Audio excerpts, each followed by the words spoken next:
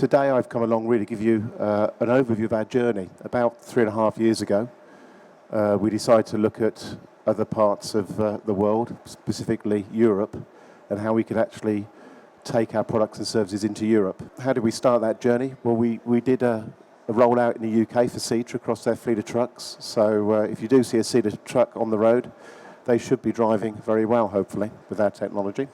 They were quite glad that we'd done a good job, and they said, hey, well, why can't you have a look at some of our other countries? You know, we operate pretty much across the world. We've proved it in the UK. What can you guys do for us, in other parts of Europe? And we said, okay, well, let's see what we can do there. Let's talk about some of the interesting experiences, especially the cultural stuff. If you look at any of these countries on here, a lot of them have different regional requirements. We haven't done much work in Spain, but when we have and you say you Spanish, they say, no, I'm from Basque or I'm from Catalonia. So, you know, you're measuring that all the time.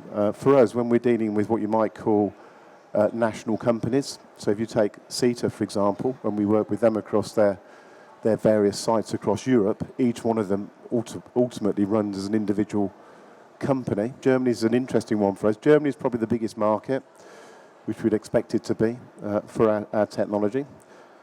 In terms of driver privacy, they're very, very careful. You know, we had to work very closely with the unions.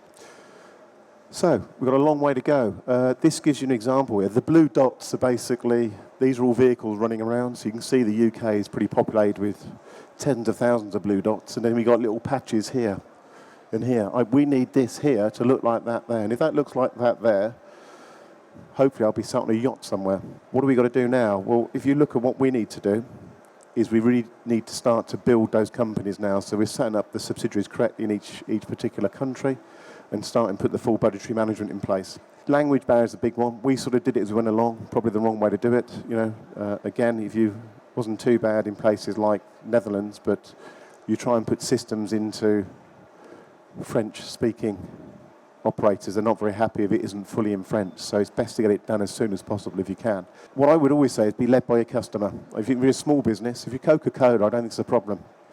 But if you're little old CMS SupaTrak operating in the West Country in Swindon, it is a bit of a problem. So if you can be led by a customer, that takes out huge amounts of cost.